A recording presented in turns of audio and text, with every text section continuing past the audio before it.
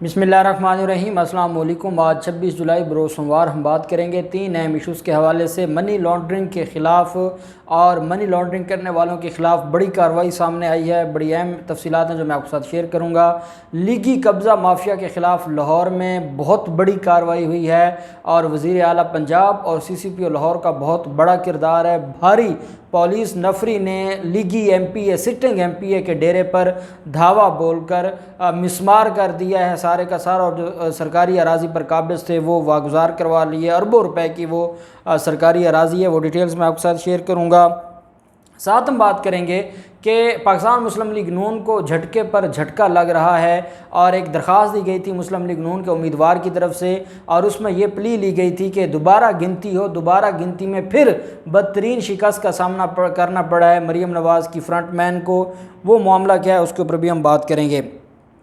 पहले मैं आपके साथ शेयर करता हूँ मनी लॉन्ड्रिंग करने वालों के ख़िलाफ़ जो कार्रवाई हुई है। हाँ, नून लीग और पाकिस्तान पीपल्स पार्टी और मरीम नवाज़ और बिलावल जरदारी से, मरीम और बिलावल से इस्तीफ़ा मांग लिया गया है उनकी नाअहली की वजह से, और जितना बड़ा ब्लंडर और जितनी बड़ी नाकामी हुई है उनको कश्मीर में, और सुकड़ कर जो जमात चंद सीटों पर रह गई हैं, इस बुनियाद पर जो पार्टी इनके पास ओहदे हैं उससे रिज़ाइन तलब किया गया है, रिज़ाइन का मुतालबा किया गया है। वो भी बड़ी अहम तफसीलात हैं, वो भी मैं आपके साथ आखिर में शेयर करूँगा। मनी लॉन्ड्रिंग करने वाले अनासर के ख़िलाफ़ घेरा तंग किया गया है। DIG CTD जो काउंटर टेररिज्म डिपार्टमेंट के DIG है, उन्होंने मनी लॉन्ड्रिंग से मुतल्लिक़ तमाम केसेस की तफसीलात जमा करना शुरू कर दी हैं।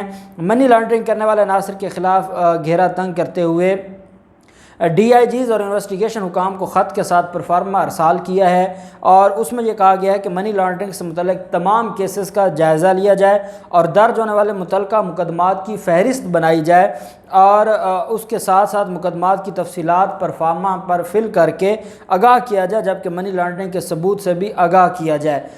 परफार्मा में मुलज़म का नाम और दीगर अहम तफसीलात भी तलब की गई हैं, और इसमें जबकि दस्तावेज़ 26 जुलाई को DIG CTD दफ्तर में जमा कराने की हदायत की है, और ये आज ही ये जो रिपोर्ट है वो तलब की थी DIG ने। जो DIG CTD हैं उन्होंने पुलिस के जो DIGs हैं और SP इन्वेस्टिगेशंस हैं उनसे ये रिपोर्ट तलब की थी।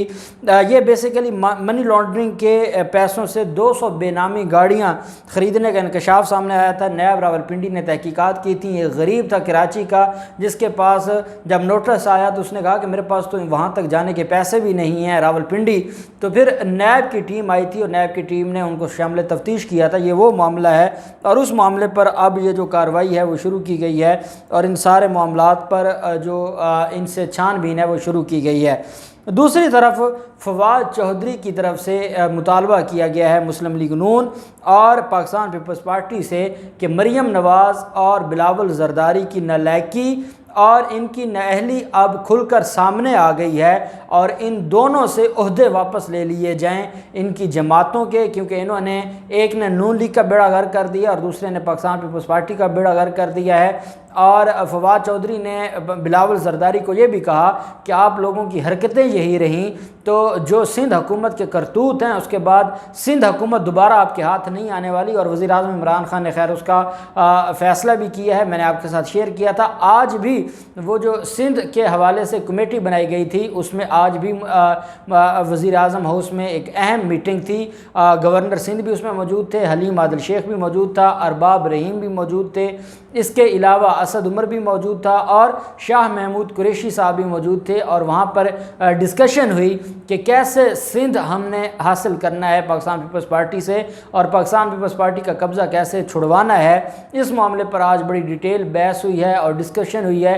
अगले हफ्ता को सैटरडे को दोबारा इस पर मीटिंग होगी, और फिर वज़ीर आज़म इमरान खान अगस्त के महीने में जलसे करेंगे अंदरून सिंध में भी और कराची और हैदराबाद में भी।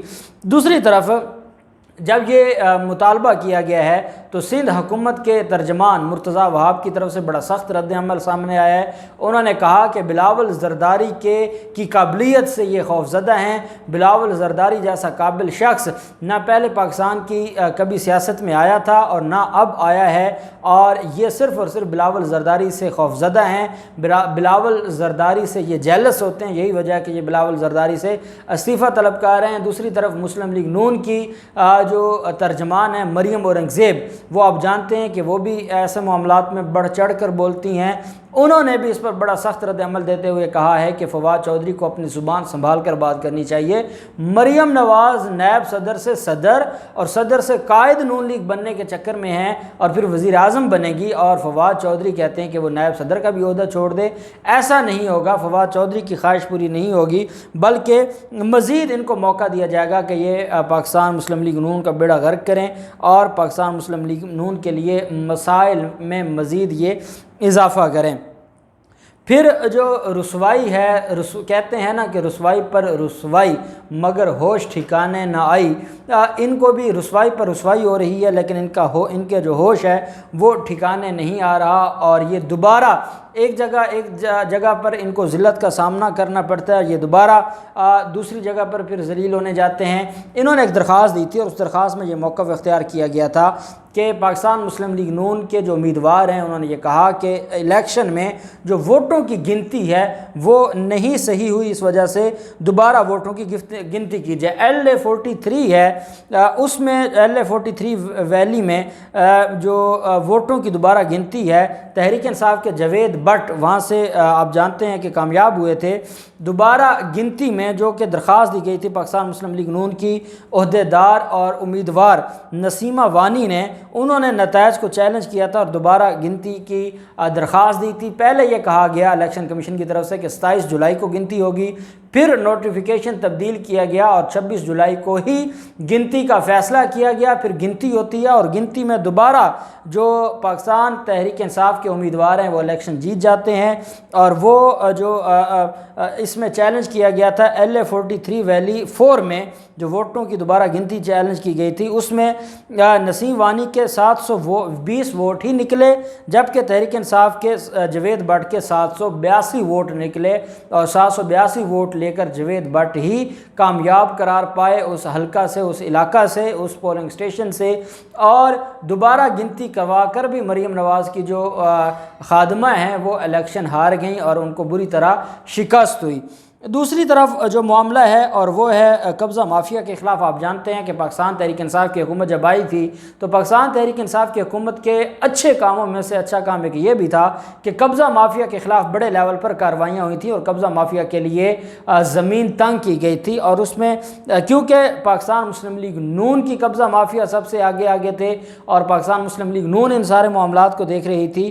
اب آج جو 210 کنال زمین واگزار کروائی گئی ہے، اور یہ لاہور شہر میں یہ زمین واگزار کروائی گئی ہے، اور یہ جو زمین ہے یہ مشہور قبضہ گروپ اور MPA Sohail Shaukat but in کے خاندان سے موضع بیسن میں 210 کنال سرکاری زمین واگزار کروائی گئی ہے۔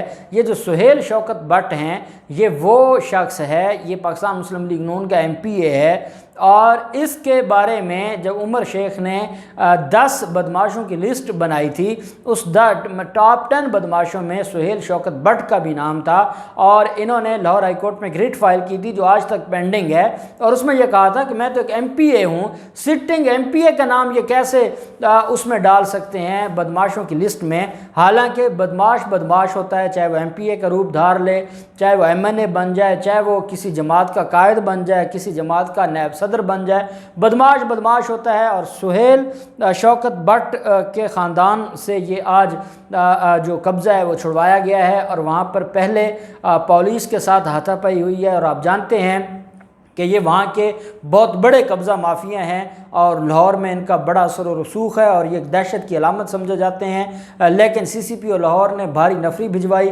بھاری نفری نے موقع پر، اور یہ کئی گھنٹوں تک آپریشن جاری رہا، اور کئی گھنٹوں کی آپریشن کے بعد، اور جب لیگی کارکنان بھی وہاں جو سہیل شوکت بٹ کے حلقہ کے کارکنان تھے یا ان کے ووٹرز تھے وہ بھی وہاں پر اکٹھے ہو گئے، انہوں نے بدماشی کرنا چاہی، لیکن CCPO لاہور غلام محمود ڈوگر کی جو ٹیم تھی، جو نفری تھی، انہوں نے سارا کچھ اکھاڑ پھینکا، اور وہاں پر جو مکانات بنائے گئے تھے، ڈیرا بنایا گیا تھا، سارے کا سارا مسمار کر دیا گیا۔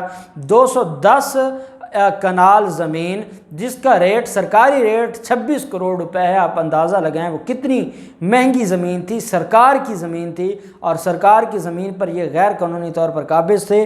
اور اس میں یہ کہا گیا ہے کہ جو पाकिस्तान तहरीक इंसाफ के जो तर्जमान हैं उन्होंने इस पर ट्वीट भी किया है और उन्होंने ये कहा है कि मरियम बीबी और उनके वालिद के दाएं बाएं हर वो करप्ट मौजूद है जिसने मुल्क को बड़ी बेदर्दी से तबाह किया है और हर बार कब्ज़ा माफिया का ताल्लुक नाअहलों की कबील से ही निकलता है। और यही वजह है कि इस दफ़ा जिस के ख़िलाफ़ कार्रवाई हुई है या जो बड़े लेवल पर कब्ज़ा माफिया के जो सरकारी और सियासी सरपरस्ती में सरकारी ज़मीनों पर कब्ज़े करवाए गए थे, और इसमें उस्मान बुज़ार ने भी ट्वीट किया है और उस्मान बुज़ार का ये कहना है कि इस वक्त तक 450 अरब रुपए से ज़ायद मालियत की 1,55,000 एकड़ से ज़ायद ज़मीन वागुज़ार करवाई गई है। और ये पंजाब हुकूमत ने एक तारीख़ी काम किया। आज तक किसी हुकूमत ने इतने बड़े लेवल पर सरकारी ज़मीनें वागुज़ार नहीं करवाई थी, बल्कि जो पिछली हुकूमतें थी वो तो सरकारी ज़मीनें उन पर कब्ज़े करवाते थे। जैसे सिंध हुकूमत के बारे में चीफ जस्टिस गुलजार ने कहा कि कोई 1 इंच ज़मीन भी सिंध हुकूमत के पास है या सारी कब्ज़े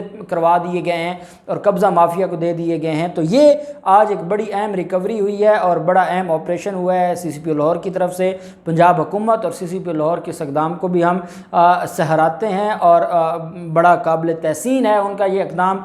अब देखते हैं इन सारे मामलात में क्या होता है। जो भी डिटेल्स होंगी, जो भी डेवलपमेंट होंगी, हम आपके साथ शेयर करते रहेंगे। अल्लाह पाक पाकिस्तान का हामी नासिर हो। बहुत शुक्रिया। अल्लाह हाफ़िज़। पाकिस्तान जिंदाबाद।